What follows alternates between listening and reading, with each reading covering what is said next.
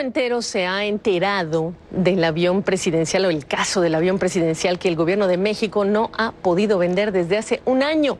Y también se ha enterado que entre las opciones que está analizando la autoridad mexicana para deshacerse de ese avión se incluye una rifa vendiendo unos 6 millones de boletos. Y que el dinero que se reciba va a ser para comprar equipos médicos. Pero es tan importante esa venta para el país, es tan importante para que parte de la agenda del presidente sea hablar de este tema. Jorge Suárez Vélez me acompaña para iniciar nuestra conversación del caso mexicano con el avión presidencial, porque hablamos de 130 millones de dólares. Pero pues, parece como si fuera una urgencia, como si no hubiera dinero. Jorge. Hola, Gaby. Yo creo que lo que urge es más bien distraer.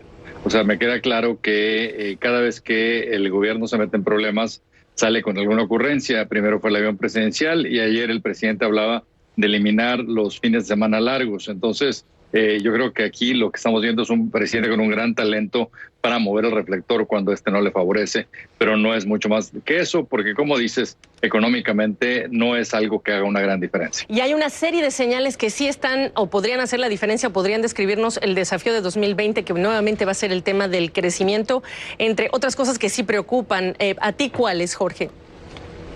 Mira, me preocupa primero que el año pasado tuvimos un decrecimiento importante, particularmente considerando que Estados Unidos, la economía de Estados Unidos está en un muy buen momento. El mercado laboral de Estados Unidos está en su mejor punto desde 1969 y el gasto en consumo de Estados Unidos relativo al PIB mundial está en su punto más alto desde 2008. Este debería ser un escenario en el que México estuviera creciendo, independientemente de si las manufacturas están creciendo o no, que es un poco el pretexto que ha puesto el gobierno de México, que las manufacturas no están creciendo tanto en Estados Unidos. Independientemente de eso, o sea, hay más remesas, hay más consumo de productos que México exporta, etcétera. Estados Unidos en el año pasado creció 2.3%. Si medimos igual que como miden ellos, México decreció 0.7%. Considerando que la población crece más o menos 1% al año, eso implica un decrecimiento per cápita de 1.7%. Es un problema serio. Si esto le aunamos lo que está pasando en Pemex, donde la producción cayó más de 8%, los ingresos de la empresa cayeron como 14%, están 10% por abajo de la meta de producción que había establecido la propia Secretaría de Hacienda, pues esto implica un problema serio, porque todo este hoyo que tiene Pemex, que es un hoyo que cada vez va creciendo más, se tiene que suplir con recursos públicos, lo cual pone a el gobierno de México en una situación muy complicada, particularmente cuando evidentemente la recaudación se está cayendo porque la situación económica es bastante mala. En temas de inversión, la inversión privada, la inversión pública, ¿cuánto ha sido distribuir más que invertir? Mira, ese es quizá el tema más crítico, Gaby. Vimos un nivel de inversión pública de más o menos 2.3% del PIB, o sea, por parte del gobierno. Esta es la inversión más baja de la que se tenga récord, o sea, es relativa al PIB la más baja que se haya jamás registrado.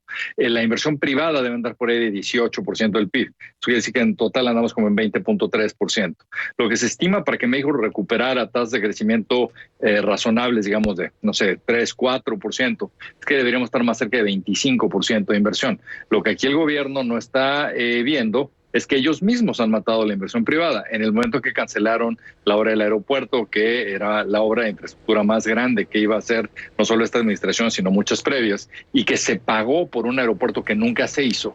Eso es absurdo y envió las señales equivocadas. Cuando vemos que han estado utilizando la Unidad de Investigación Financiera de Hacienda como herramienta de extorsión, cuando vemos que están amenazando con una cierta cacería de brujas fiscal, cuando vemos que amenazaron con echar para atrás contratos de la Comisión Federal de Electricidad. O sea, todo esto asusta la inversión y esto es algo muy negativo. Oye, pero este es un presidente muy popular y quizá pensará que esa popularidad, al no haber una oposición más organizada, mejor organizada o con mejor reputación, pues tiene esta carta, no sé decir carta blanca, pero para hacer lo que él dice, concretar su transformación.